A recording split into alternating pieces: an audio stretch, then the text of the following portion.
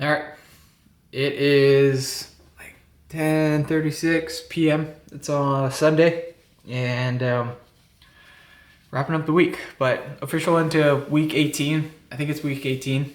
I've never actually counted, but anyway, end of the week at 63 miles just about, and then got about 6,000 feet of gain, and including just work stuff and home stuff, just total steps and total distance covered. My watch is clocking me at like 96 miles, which I know I can't totally count that, but makes me feel good. So anyway, had a pretty good week. No complications. A couple flare-ups at work, but that's just normal. So anyway, Monday, rolling into the week, did a open mat, so I got to go grapple and just do something different, which was nice. And real quick, one thing about that, just the difference between grappling and running, if anybody cares. Grappling felt like an escape. Like, I mean, I did that for, I don't know, 10, 11 years, around there, and then was in like martial arts before that. So I've always kind of been in some combat sport. And when you're practicing and sparring or whatever you're doing, it's you got to be 100% focused on what's in front of you. And you can't, it's almost this nice step away from reality, because you can't just think about any of that. So in one sense, it's almost kind of like a drug to just step in for an hour or two, get this good workout in, you feel great.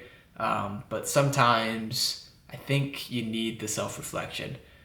So sometimes you could kind of miss that a little bit with those sports. But with running, it is like freaking holding your mirror up while you run the whole entire time. And I felt like I could come back after a run and feel worse than I did when I left, because I've just been thinking about however many, stupid mistakes I've done or whatever the case is.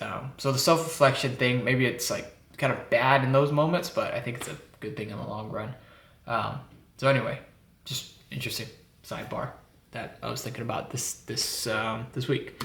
Anyway, Tuesday, started off running in the morning before work. I work on campus, still on a construction site there, but got 4 miles in just around there, right around Hayward Field. Hit a new trail that I haven't seen before, which was kind of fun. And then after work, got out to Pisgah with my family, and that was a good day. That was like an hour and a half. So it was a long time on my feet with Pisgah, or with Tua mostly on my back. And that was just 3 miles up and down, but kind of a longer day. And then ended the night with 3 miles with Ava. And so I think I got 10 for the day. Wednesday, didn't run in the morning, just got to work. That's University building right there. That was built in like the 1870s, so that's kind of cool. And then after work, got up Pisgah, did a 5.8 mile run there. So just got up and then kind of took a long way down. And then when I got home, hit the weights, did a short circuit.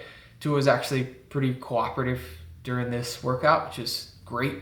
And we had fun. So anyway, just did a little circuit deal, and then tried to incorporate some stuff for the Achilles. So some calf raises, and then these stupid little bunny hop things that I think are helping. But anyway, they were recommended through a podcast that I've been listening to. So yeah, Thursday, got up pretty early, got up before 5, which is hard for me, but got to Pisgah, did 6 miles there, a little over, and then just kind of did a summit and a half for that day. But that was a nice day. And then I got to my job site, and then just got a 3 mile run in there, stopped at Marketed Choice, got myself some caffeine before the workday started. Got through the day, kids went down, and then sun's going down pretty late here right now, but it's just a nice sunset run with Ava. So we got another 3 miles before Thursday ended. On Friday, got back to Pisgah, just did one run for Friday. I think we got a little bit of a longer one, 9 miles. So that actually felt like shit. My legs felt like thunder, but not in a good way. And so anyway, got through that day. Saturday also felt like shit, but it's okay. Yeah, they had a convenient stop. Luckily that porta potty was there, but I did get 10 miles in on Saturday just as a total. And then Sunday today, we worked our way up to 15 miles. So I got 10-mile run in. That one actually felt great. My legs felt good. So I was waiting for some kind of upturn on the week. And then just ended the night with a 5-mile run with Ava. So got her out running, and I love when she runs in an open field. I feel like she's at home as a border collie. So here's me failing on my first lift, but anyway, got home after my run with Ava, and then did another circuit lift. So went for cleans, and my legs are sore right now, which I'm sure isn't that great. But anyway, had some protein, should be fine. But do some deep squats with our front cleans, and then yeah, I just hit the normal stuff that feeds my ego, and I don't know if it helps out running at all. But anyway, just in general, trying to do 2 lifts per week. I think if I can really just strengthen legs, so each lift just incorporating some type of front squat or lunges, and then doing some type of core strength. Those downhills I notice on these long races, I'm sure everybody knows it that's done a longer race, but the downhills I feel like just crush me.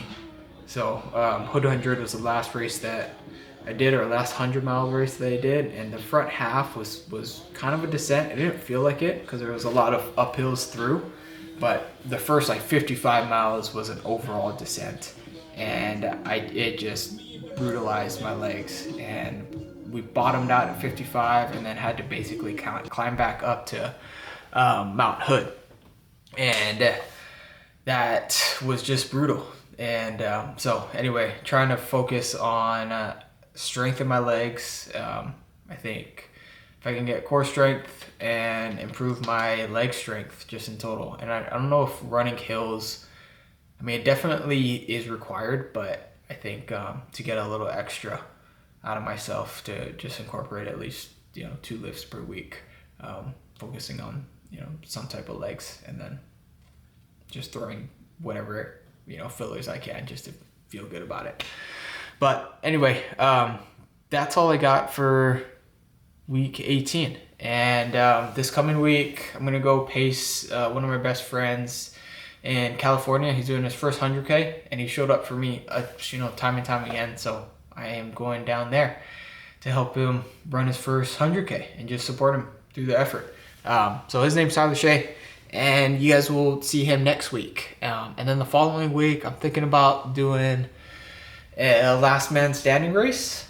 Thinking about capping myself and kind of just using it as some practice for feeling efforts, and then just to get a long day of running in. But I did it last year. I stopped at 50.